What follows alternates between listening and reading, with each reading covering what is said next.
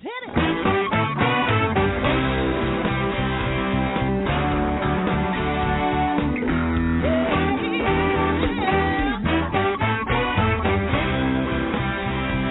Well, hi, everyone, and welcome to Alzheimer's Speaks Radio. I'm your host, Lori LeBay, and I'm so excited that you're joining us today. We are going to have a fascinating conversation as usual as we learn from people all around the world at all ages and stages of life. Stay tuned as we shift our dementia care from crisis to comfort. All right, here we go.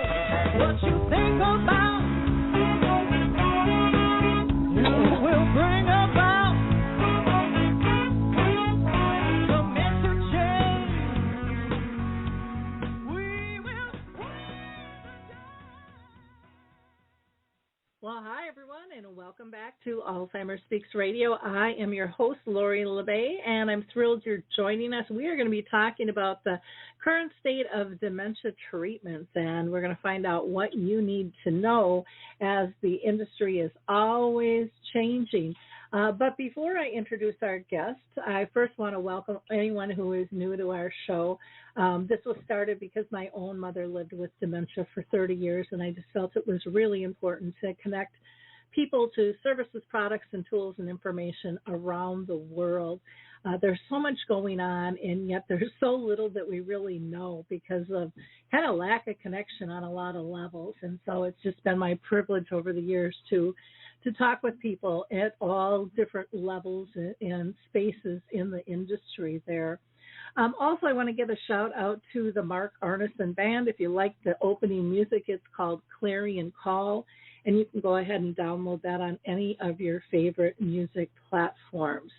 If you're not familiar with Alzheimer's Speaks, we do have a main website. Excuse me, my allergies are kicking in, and I just can't get them under control here lately.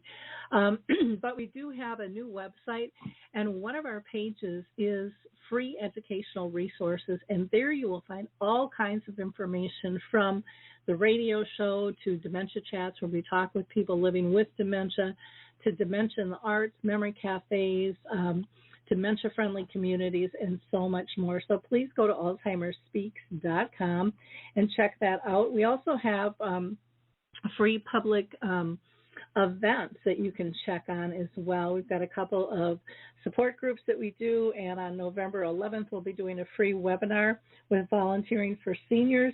And on December 8th, we've got one coming up in Woodbury, Minnesota, sponsored by Artist Senior Living, that we're going to be talking about family gatherings and travel, and, you know, how do you replace those difficult times with joy and feel like everyone is in sync there. Now, before I introduce our guest, we are going to hear from the Adaptive Equipment and Caregiving Corner, and we'll be right back. I love the footbar walker, and let me tell you why. It is the option for my toolbox that I've been waiting for. Let's be honest, there are some clients who, despite our best rehab efforts, just aren't able to return to performing a sit-to-stand transfer on their own. Now I can offer my caregivers an easier, safer option that doesn't involve hoisting their loved one up from a sitting position. I don't recommend this walker for all of my clients, but I do recommend this walker for those caregivers looking for an easier, safer option with transfers. I would also encourage other therapists to add this walker to their toolbox. It's kind of like having my own mobile parallel bars for the client to pull up on. Whether it's a family caregiver at home helping a loved one with Parkinson's or dementia, CNAs in a long-term care facility assisting their patients, or therapists adapting to client and caregiver-specific needs, we now have a very safe and effective option to offer in the footbar walker. Check this product out at thefootbarwalker.com. That's it for today from Adaptive Equipment and Caregiving Corner. Have a great day, and don't forget, if you can't do it, adapt it. I love those guys. They do such a great job reviewing things, and you can go to their site. They have all kinds of videos that'll help you, not only for dementia, but if you have a knee replaced or a hip replaced or toileting, showering, eating. It's just an incredible, incredible resource. Now, today, again, we're going to be talking with Sharon Rogers, who is the CEO of AMYRIAD. And she is really known worldwide as a leader and development strategist. In fact, she was the one that took basically Aricept from birth to basically our drugstores.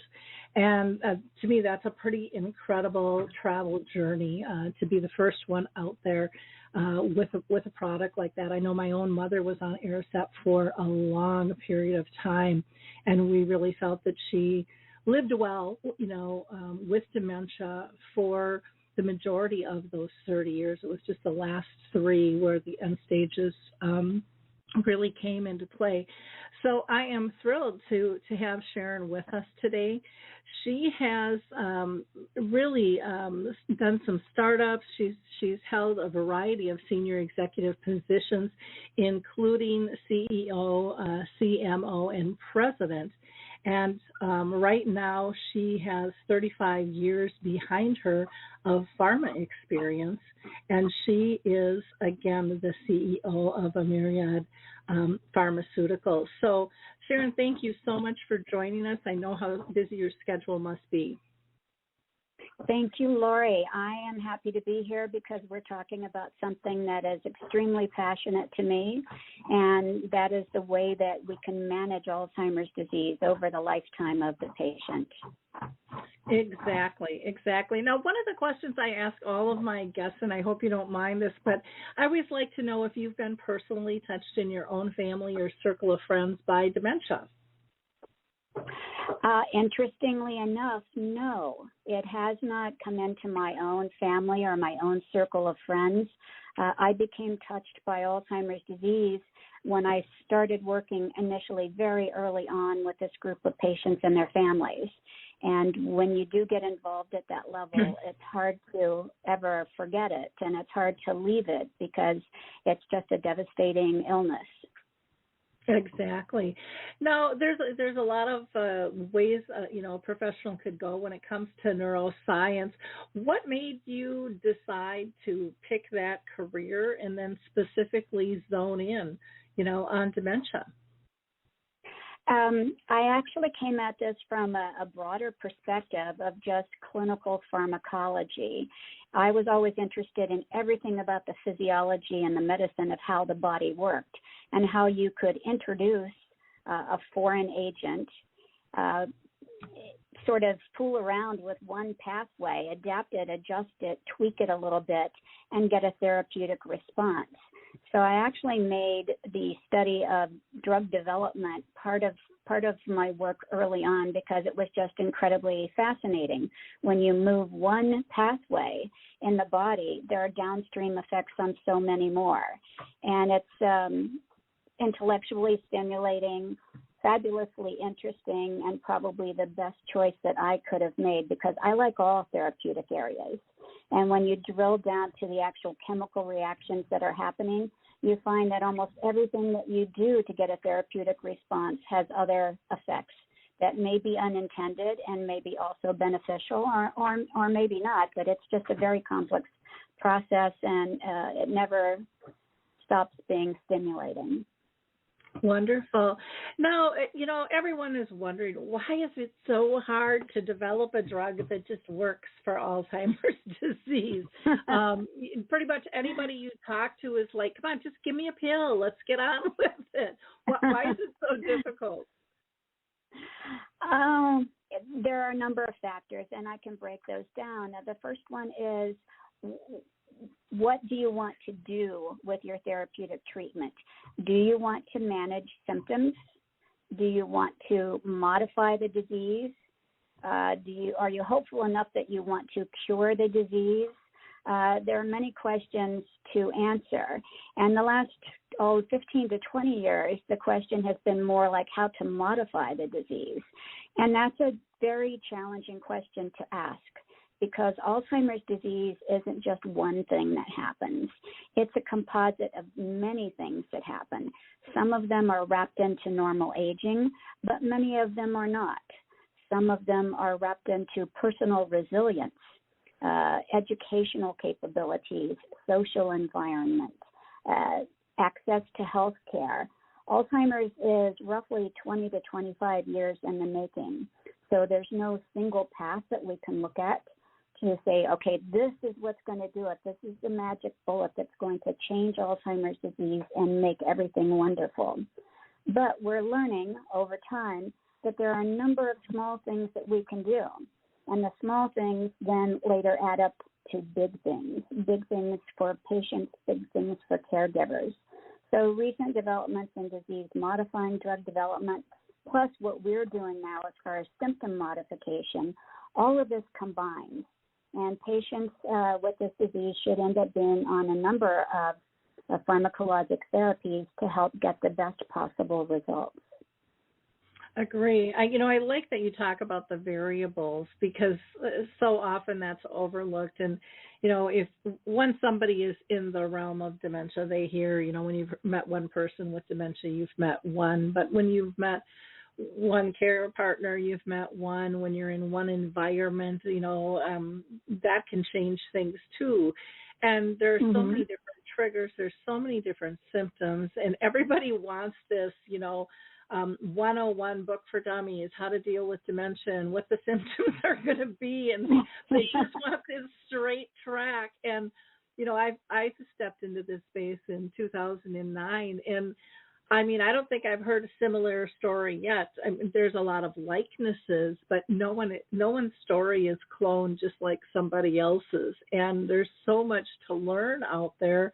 And it also seems like there are more diseases and symptoms and theories that are popping up. And so, the umbrella is kind of popped open, and it seems like there's a lot more spokes to even investigate of what's causing this. And, and then you add on top of that, some people are lucky enough to get 2 and 3 types of dementias, mixed together, complicated. And how do you personally zone in on what you want to focus on when there's so much to choose from out there? Well, you make a very good point when you say it's complicated, and no one really likes to hear that because they think it's a way of sort of wimping out on coming up with a path forward, but it is complicated. So from a drug development perspective, what I do is I try to really challenge myself to say, what question am I asking here? What do I want to see happen? Do I want to see cognition improve? Do I want to see day-to-day function improve?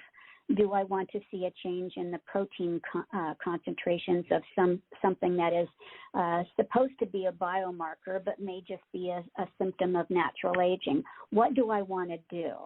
And then I go into my scientist, put that hat on, and say, okay, this is what I want to look at. How can I strip away anything that's going to interfere with me getting an answer to this question?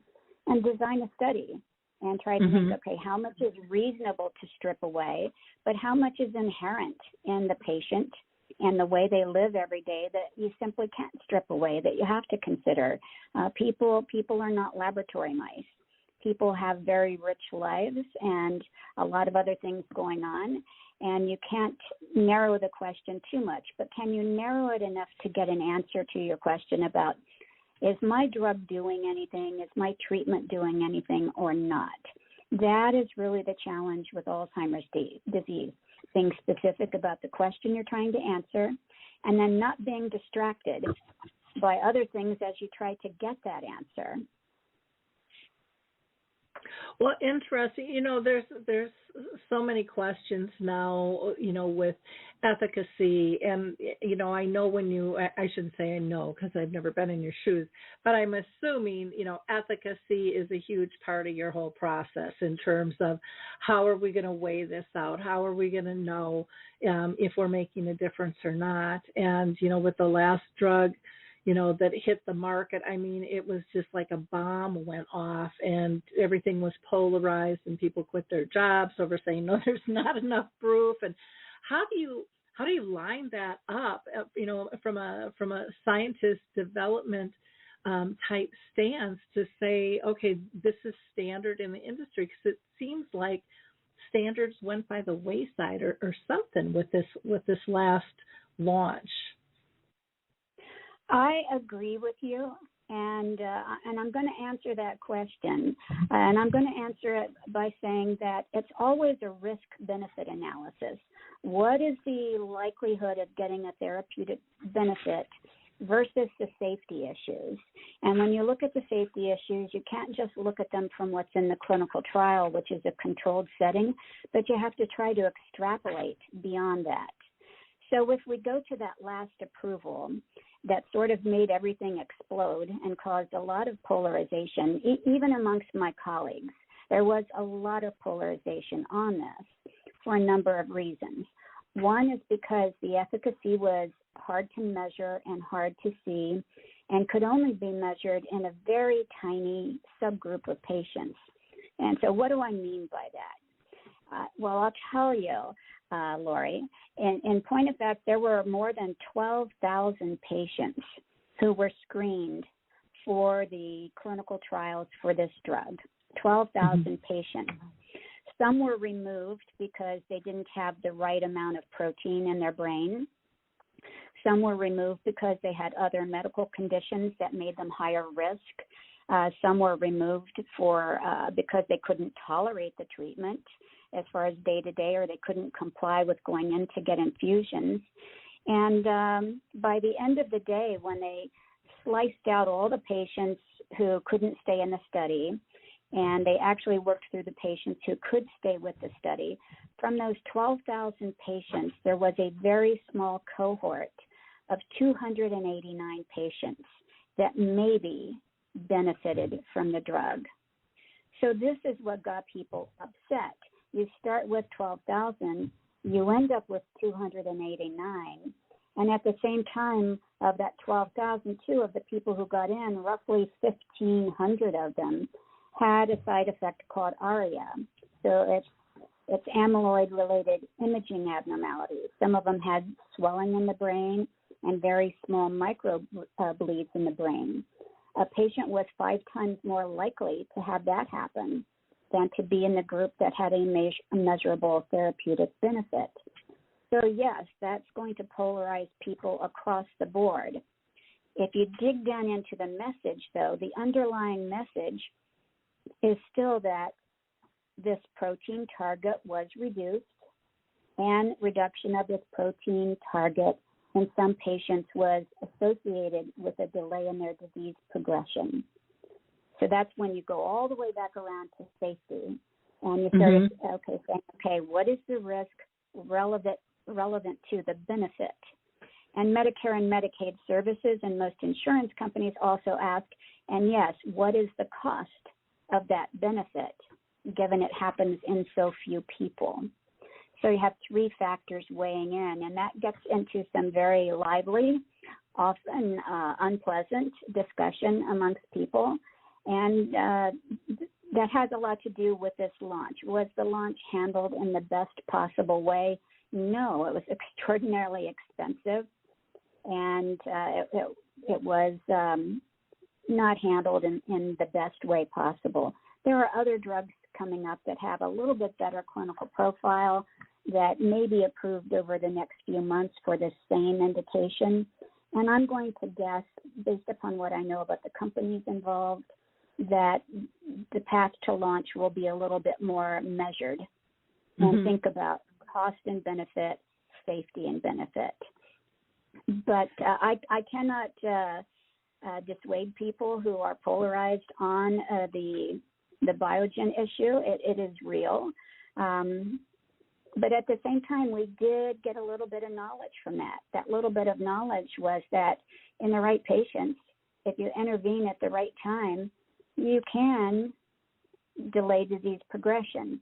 It's just a question of who are the right patients. And when it's a cohort of 289 out of 12,000, it's a little hard then to see how you take that drug and you introduce it to a broad patient population who are not going to specialists, but are instead going to their family practice office. This is where most patients go for treatment initially, is to their family practitioner. And how is that person supposed to be able to help a patient? That person who's not a specialist, who doesn't have a large research organization behind them, that doesn't have a lot of fancy equipment. How do you get benefit to those people? And that's the question that Biogen really can't answer. Yeah, it's a tough one, and that is, a big clearinghouse from 12,000 to 289. That's a very, very small percentage out there, and I know, for me, and again, I'm just talking personally, but if I was looking at that, for my own loved one, to me, it wouldn't be worth the risk. With that. But again, everybody has to make that for themselves. And like you said, the cost factor was so significant, on that. And, I just recently read an article, and I haven't vetted this, so keep this in mind, folks, but I had heard that somebody recently died from a blood-brain bleed. They can't say for sure at this point that it was from the trial, but it's, it's suspect because that is one of the side effects and stuff with that. So I would think that's another, I hate to say a scare factor, but I mean, you're talking lives, you're talking humanity, you're talking real people here. And so, we want to make the best possible decisions. I know for me, when I had heard that people with like lifelong jobs quit their jobs over it, I mean, that just really made me stand up and look at things. The other thing that I just see so many companies focusing on the amyloid theory, and yet some of that has been disproved, is my understanding as well, through the Nun study and stuff. And there's so many other options that people are looking at. So let's talk about your assessment of the current state of Alzheimer's disease research out there. What are your thoughts about the amyloid theory, what we've learned from it, and what else is out there? Again, another fabulous question. I think the current state of research in Alzheimer's disease is good, and I am optimistic. And I'm optimistic because instead of people being so wedded to the amyloid hypothesis, they are willing to open their mind to other types of protein interference and other factors in the disease. And I think that, again, Alzheimer's disease is complicated. There are many factors involved. We don't know. We absolutely have no reference to explain to us of all the old people or of all the people in the world, how many have beta amyloid pathology and how many don't. And that's because most of the work in actually looking at who has this pathology has been primarily involving patients who are already diagnosed with Alzheimer's disease. So I can tell you from my own experience, there are patients who die not from Alzheimer's disease, but from other considerations that can have enormous amyloid plaque entangle load. Tau proteins, other proteins, have what really looks horrible for an Alzheimer brain, and yet be completely cognitively intact at the time of their death. And there are other patients who can die of very severe Alzheimer's disease, and when you look at their pathology on autopsy, it's there, but it's not that significant. So knowing that, you can easily consider the question about, well, these other considerations must be equally important. And I would agree with that other considerations are equally important. As we age, we accumulate a lot of proteins in our bodies. It is just one of the things that happens in aging. And since you mentioned I was 35 years into my business, it means I think about this every day, because there's always something going wrong. But we accumulate a lot of proteins, and a group of researchers now are looking at, okay, why are we, as we age, less effective at clearing out these proteins than we were when we are younger? And they're looking at the enzyme pathways that are involved in clearing out these proteins. Because when we do not clear out those proteins, our body also has some fail-safe mechanisms in place that say, well, we haven't cleared out the old proteins yet, so we shouldn't make any new ones. And that feedback mechanism then stops us from making good well-structured, well-functional proteins to replace the ones that have become old and disfigured and less functional. And so we're not making what we need, and we're not getting rid of what we don't need. This is part of aging. In some Alzheimer's patients, but in neurodegenerative disease in general, whether it's ALS or Alzheimer's or Parkinson's or any other disease, there is this phenomenon of a lot of proteins that should be cleared from our body are collecting. And we need to be mindful of that and realize it's complicated. It's more than that. Do you have any questions about that part of it so far? No, I think it makes a lot of sense. It's very complicated, and like I said, it's way over my head in terms of all the details and things that come into play. But again, I think so often people don't realize that one part of the body affects another part of the body, and so even though you're zoning in on one thing, everything still functions together, and then that is going to affect how effective whatever it is you're doing is going to be. And I don't care if it's cancer. I don't care if it's a hip you're replacing or Alzheimer's disease. I mean, the body works as one, and it has its own codes, like you said. And if it's saying, well, we haven't cleared it out, so they're still there, we don't need to build, we don't need to make any more, but you've got things in there that aren't functioning the way they were, it's not quite reading that. So it's definitely interesting. One of the things I wanted to ask you about when it comes to, pharma companies as a whole, you had mentioned earlier on there was managing the symptoms, there was, trying to modify the disease, and then there was an outright cure. How do you think, because I think the general public is looking, they kind of look at cure, they don't really look so much at the modification, and they look at the managing the day-to-day symptoms, and they look at the cure. And what I hear from so many people nowadays is they don't think there's going to be a cure in their lifetime, but what they're really, really wanting is something to help manage the symptoms today. What are your thoughts on that? Is that what your research is telling you, or is what I'm hearing when I talk with people around the world something very different? I think what you're hearing when you speak with people around the world is exactly the state that we are in. My personal philosophy and my personal belief as a scientifically driven person is that a cure is not on the near horizon. Can we do things to modify? We're trying to do that right now, and we're finding small things that help modify.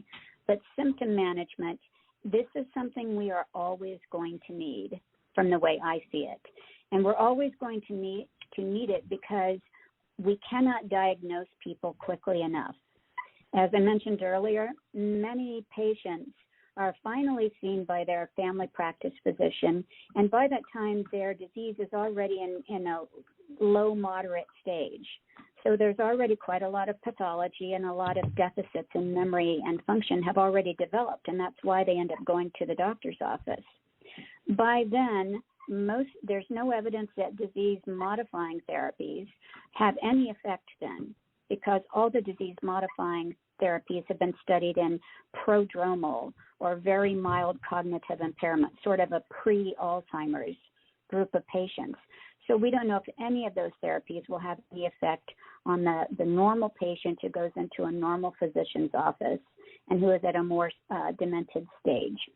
That's number one. Two, even if you can modify, you're still going to have deficits in cognition and function. And those deficits, especially those in function, those are the ones that drive costs. Those are the ones that are difficult for caregivers. Those are the ones that make the greatest impact. A group recently published a paper, and they were looking at what is the value of symptom management to society over the next 20 years. And the value to society was tied up in a reduction in disability-associated life years, plus general quality of life for the patient and the caregiver. And that cost, believe it or not, Lori, was estimated at $2.4 trillion just in the next 20 years. So this tells you how important loss of function is and loss of cognitive capabilities. Even when you can continue to help someone be able to make a sandwich, to dress themselves, to do their own toileting, to be able to stay home and not have to go into a nursing care facility. All of those things contribute to everyone's well-being, and you generally get that type of relief through symptom management. Mm-hmm. One thing I'm going to roll off, and this people might think doesn't really tie into pharma, but I think it does. But I don't think we've looked at it like that, and that is there seems to be a difference between pharma management and social management, and I think there's an overlap with science behind these two, but I also wonder if they merged together as a program, as a therapy, if we would have increased outcomes. And one of the reasons I say this is, again, street talk from people, is they're saying, why isn't there a prescription for music when we know that helps?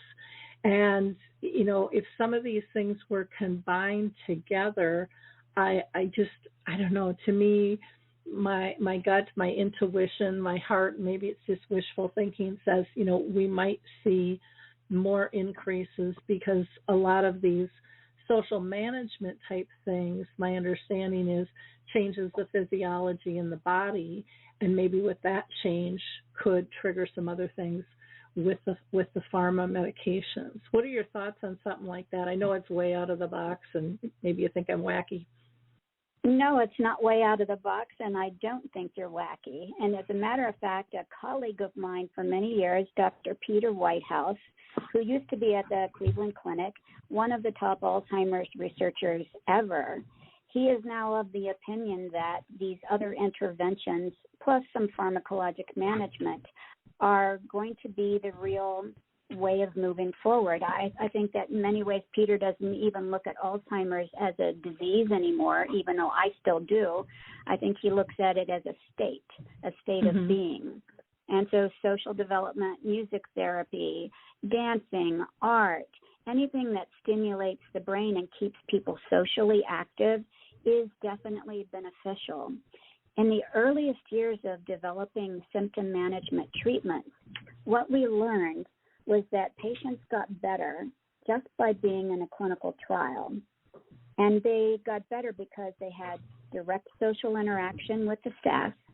They were going through cognitive testing that was stimulating their brains, and they were getting so much more attention. If you think about what has happened during the pandemic, especially in the earliest stages of the pandemic when we were all very much shut down, you had healthy people in their mid-20s who didn't know what day of the week it was and mm-hmm. didn't know what time they needed to go anywhere. But extrapolate that to an elderly population where people were sort of shunted aside and not paid attention to.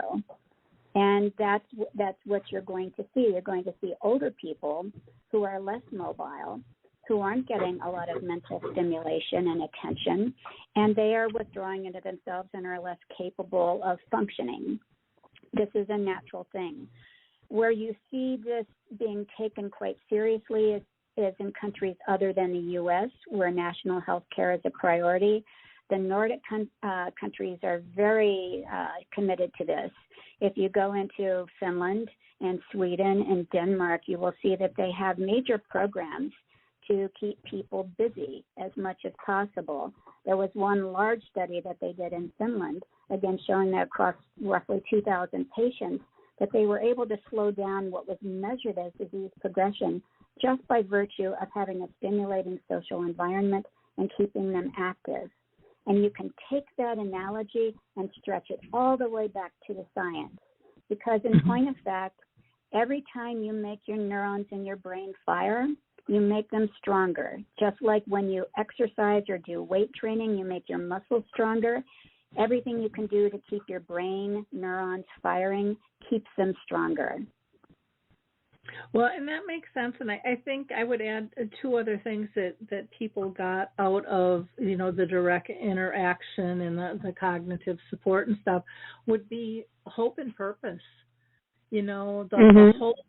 The hope alone, I think, can change our whole mindset, and feeling purposeful, if not for me, for the next guy, I'm doing something about this, I think are huge factors. I truly believe that's why my mom lived 30 years, with this disease, when people were saying, well, 5 to 7, and then they got up to 11 years. And I'm like, she lived really a pretty good life, the majority of that time. It wasn't what she dreamed of. It wasn't, what she aspired, to have as far as a life, but she was engaged. She felt purposeful until probably the last 3 years, when the disease really took over and, things were very, very limited for her.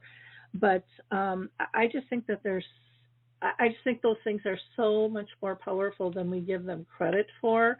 And I think we live in a society, and again, I'm categorizing here, so take me with a grain of salt, guys, but where people they want a pill. Just give me a pill. I don't want to put in any work. I don't want to have to change my ways. I don't want to have to adapt. I don't want to have to accept or change my routine. I want to live my life, and give me a pill so they're okay.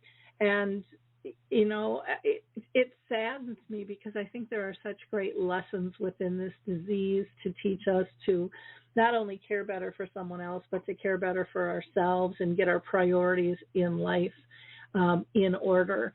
And again, that's my take on this. But I know Peter Whitehouse, and I just think that there's a magical equation in there somewhere. But let's get back to your company, and why don't you tell us what you guys are up to, and what leading drug candidates you have, and how's that going to change the world for us? Okay, well, thank you for asking about that. Our company is dedicated toward mostly symptom management treatments for Alzheimer's disease, and we do have a lead compound that has been through phase 2 testing, which phase 2 testing is what I call proof of concept. In other words, you put the drug into people, always randomized, double-blind, placebo-controlled, so that the science is really superb and very rigorous. That's been through that kind of testing, and it was found that the drug improves cognition and it improves global function, and it's extremely well tolerated. So since those results have come in, we're now planning the phase 3 trials. And the phase 3 trials are what are necessary in order to take the product to the market. So what this drug does, it's developed to be used in combination therapy. So in other words, you want a patient who is already stable on Aricept or donepezil. You want a patient who is already stable on that drug and is already receiving benefit from it. What donepezil does is it protects the neurotransmitter that our brain releases. There is a lot going on in our brain. All those proteins, whether it's beta amyloid or tau or other proteins, there is a lot going on in our brains. And so usually when in a young brain, for a neurotransmitter to jump from one neuron to the other, it can be relatively simple. But in an aged brain where you have a lot of protein accumulation, inflammatory mediators, other things, that transmission is less straightforward and it takes a bit longer. Our bodies have a feedback mechanism that when a neurotransmitter is released, that very quickly it's degraded to avoid overstimulating us. And an example I use is Lori, if you've ever sort of taken out an unwelcome insect by spraying it with bug spray, you know that the end stage result for that insect is not pleasant. They're moving around quite erratically, and that's because they're short-circuiting. And if we didn't have our own built-in mechanisms for stopping our neurotransmitters from doing their job, we would look sort of like those insects, and we would short-circuit ourselves. So our body takes care of us and makes sure just enough transmission gets out there that we can think, that we can remember, that we can execute on tasks and functions. As we get older and that protein accumulates, our neurotransmitters need more protection in order to be able to get to where they're going and keep the message going, to keep potentiating neurotransmission. And that's what donepezil does. When a neurotransmitter is released, it protects it and helps it get to where it needs to go so that we can continue to think and function. All right, so that's donepezil. What our drug does, our drug works at what's called a presynaptic receptor. And so that means the receptor that's releasing the neurotransmitter to begin with. And our drug actually facilitates helping that neurotransmitter to release more of it. So that presynaptic neuron is going to release more neurotransmitter than it did before. All that protein is still going to be collected in the brain, and we still need to get the message through to the other side, and that's where donepezil comes in and continues to help. So it's sort of like if you were filling your kitchen sink, and you turn the tap on harder, and the kitchen sink will fill faster. So our drug turns the tap on harder. So we release more neurotransmitter, and then we still have donepezil there to protect the neurotransmitter. So by definition, that means we can add on to the effect. We can have more neurotransmitter that gets to the other side of a synapse and transmits the message. So what we produce is an additive effect. Okay. And this is what we saw in our phase 2 trials. Those who were taking donepezil, their effect was still there, but when you layered in our drug, there was an improvement in cognition that was measurable and that was robust and significant, but also in the global function category. And I'm not sure how much you know about how that's measured in a clinical trial, but the people who measure that are completely isolated from everything that's going on in the trial other than interviews they have with the patient and caregiver. So if in their private interviews they think a patient is better, that's a highly meaningful observation. And in this particular phase 2 study, twice as many patients were considered to be significantly better and improved when they were on our therapy and not just donepezil alone. Wow. So this is what we're taking forward. Yeah, we're pretty excited about it for sure. But this is my passion. This is what I have committed my life to since I've been in pharma, is continuing to follow up on helping people be as functional as possible, as long as possible.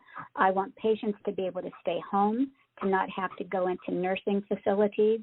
I want them to be able to be around their family members, to occasionally remember what's going on and to be able to celebrate their life. And when you're able to sort of improve on what donepezil does, I mean, think about your own mom. You were lucky enough to have her with you for 30 years, and only 3 of them were not good ones. Mm-hmm. So just try to think about adding to that and maybe allowing her more time to be at a higher level of function, and how much that would have meant to you and to her. Oh, and definitely. This is what we're after with our drug. Wonderful. So are you going to be taking this to a phase 3 then trial to be able to launch that then? Is that how that works? Yes, we are. We're hoping to get that process started in 2023. So we're building up all the infrastructure to support those trials as well as possible. We will have portals where patients can go to get information about them on our website sometime in the middle of 2023. And we will do our best to help people find us, for us to find them, and to move them into these trials. And they never have to give up their donepezil. They will always be able to keep that. It's just that they have the possibility in the placebo-controlled trials of getting our drug too. And after we finish those double-blind placebo-controlled trials, our policy, and this was my policy with Aricept as well, to always have open-label long-term extensions so that people, in exchange for their contribution to our controlled trial program, have an opportunity to receive the drug in an open-label setting for as long as they want to until the drug is available in market. We did that with Aricept, and I can tell you I had patients that stayed with me from phase 2 all the way through phase 3. Some of them were with us for 5 years or more after the double-blind trial. We learned a lot about them. We learned about their families. We learned about the safety of the drug over the long term. We're going to do that with our lead compound, which is called AD101. We'll be doing that with AD101 as well. It's a commitment, and it's a partnership that we make with the patients, with their families, and with our company. That's nice because, that is something that I have heard from people. It's like, well, we did it, and now we kind of fell back. We saw some progress, and the trial is over with. So that's really nice of you guys to do that. What are some near-term goals? Do you have other ones other than, I know this is huge, just getting this to phase 3 in 2023? That is the near-term goal and what our whole focus is. We have other candidates that are in discovery. Those take a little bit less time and energy because we're still trying to figure out, okay, exactly how do they do what they do? Where would we position that for these patients? Would this be a late-stage intervention or an early-stage intervention? That all goes on in the background. But this advancing this lead compound, this is primarily our goal, and we think it's an important one. Yeah, well, and to stay focused is fantastic. I know people will be excited to hear about this. That's for sure. Well, let's talk about, November is World Alzheimer's Disease Awareness Month. Why don't you give us some words of wisdom and hope for people and their families that are living with this disease? I would say to be optimistic.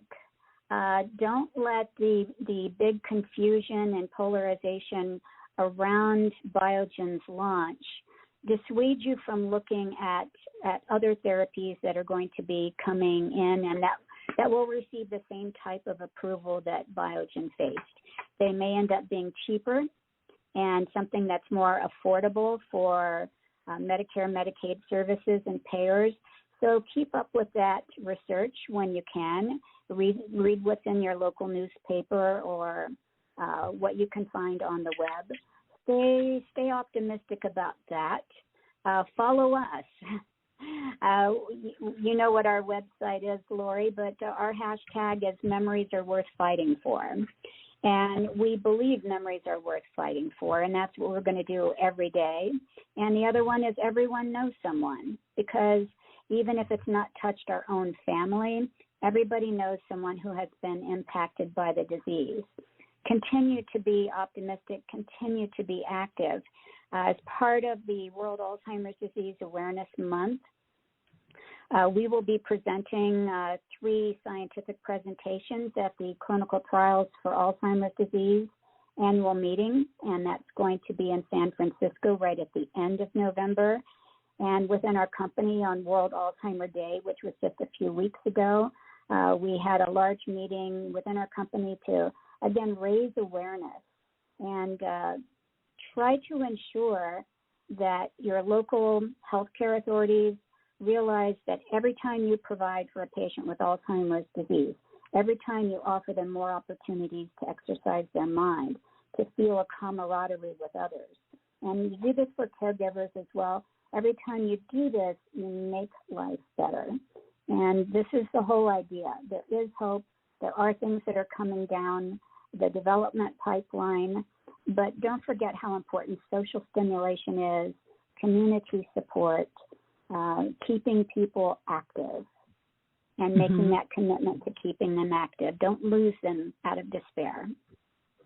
Wonderful words of wisdom. I love that you talked about being optimistic, being hopeful, and I love your tagline of, memories are worth fighting for. It's huge, and that everybody knows somebody. This is not a disease of one. This is a disease of society, and we really have to treat it like that because as individuals, we all have a ripple effect, and we can say we don't, and our decisions are only limited to ourselves, but they're not. They do affect other human beings on this planet, and that's just the way we're built.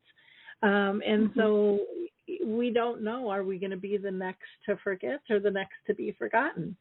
And it's important that we forge forward and learn, like you said, from mishaps and controversy. There's always things to be learned to make us better, stepping forward. And what you're doing sounds phenomenal. I love the idea of the add-on drug to, kind of like a booster shot, or an energy drink. It just kind of pushes you out there a little bit more, gives a little bit more life in the direction you want to go. And I do appreciate you two bringing up about, keeping active in social connections.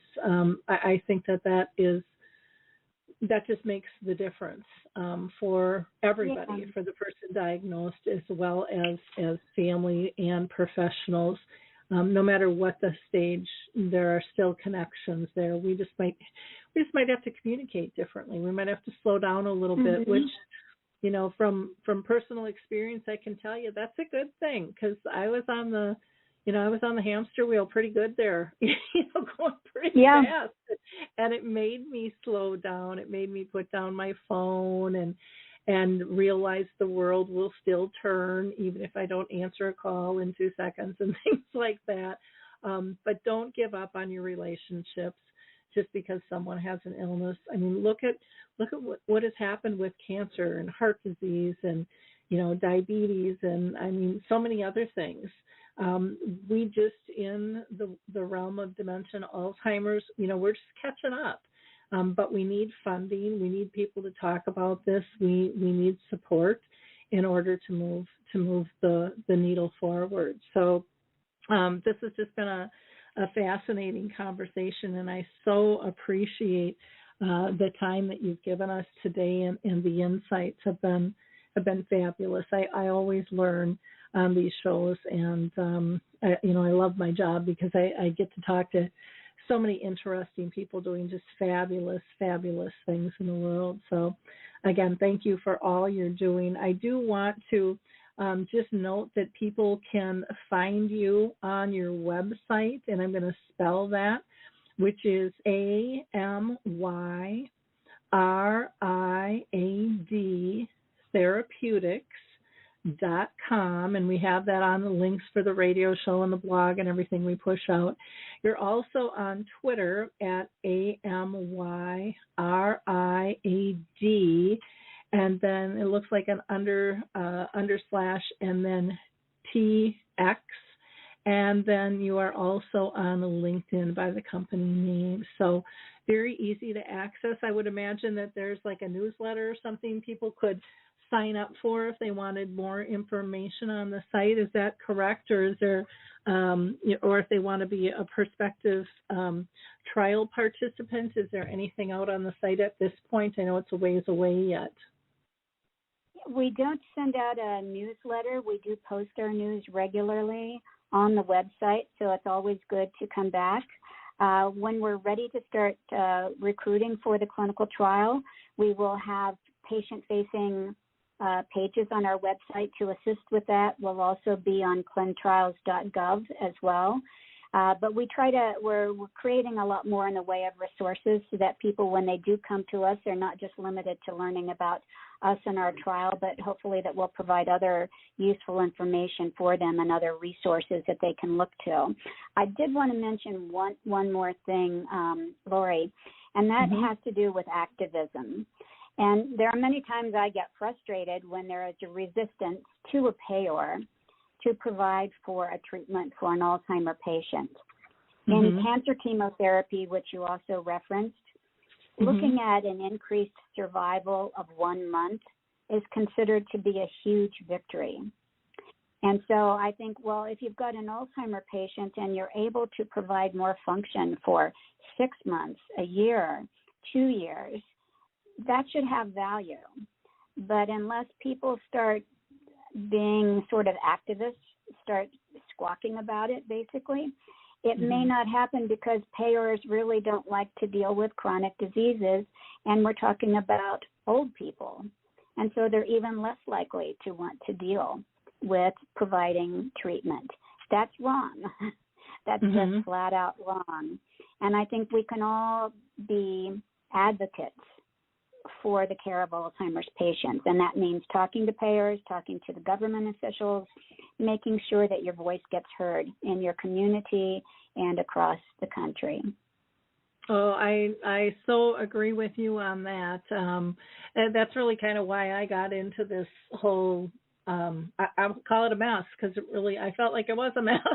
I didn't feel like products and tools. I didn't think that people really even knew what families were going through in a lot of situations. So, voices have been lifted, both those diagnosed and families, but gosh, everyone's voice needs to be heard at every level because, again, we're all intertwined. We see things differently. We have different ideas, and to me, that's kind of the broth of creativity is when we speak our honest truth and aren't afraid of it, because we can't get answers if we don't know the true issues at hand. And I loved when you brought up, about cancer, if they get an extra month out of here, that's considered great. Being able to leverage comments like that and put it in perspective, because a lot of us don't know those, different things in different areas and stuff, and how they're valued. And it's we've got a lot of room for improvement, I guess I'll put it that way. And every voice matters, and every voice can make a difference, big or small. And don't ever underestimate yourself in what you can do. I would invite you guys, when you're ready, to become part of Dementia Map under our trials section there. It's free, or if you want a paid version, we have that as well. But we need to connect people to trials, and we need people to believe in trials. Otherwise, we're not going to move the ball forward. And it really is a combination of care and cure that we have to move hand in hand together. We can't give up one for the other, in my opinion. And so we hit a bump in the road, with a trial. Let's learn. Let's not give up on this. This sounds really promising, what you guys are doing. So again, thank you so much for your time and being with us.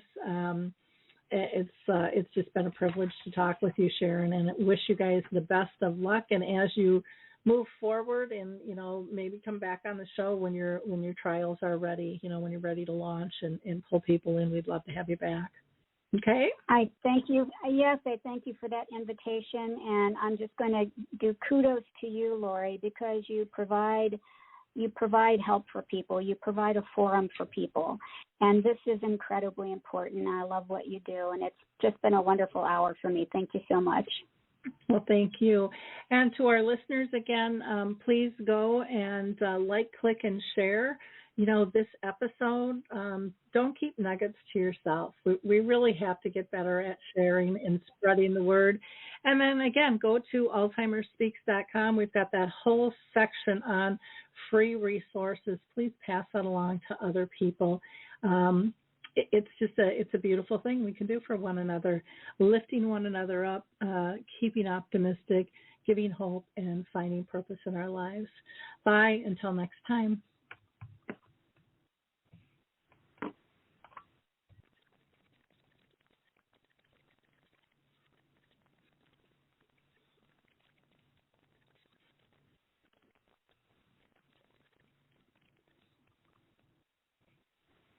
It's time to rethink, renew, and reimagine retirement.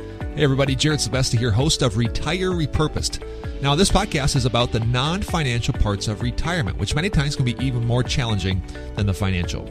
We believe retirement is not the end, rather the beginning of what could be the most impactful, purposeful, and fulfilling season of a person's life. So don't retire, become repurposed. To listen now, search Retire Repurposed on your favorite podcast platform, Senior Resource, or Life Audio.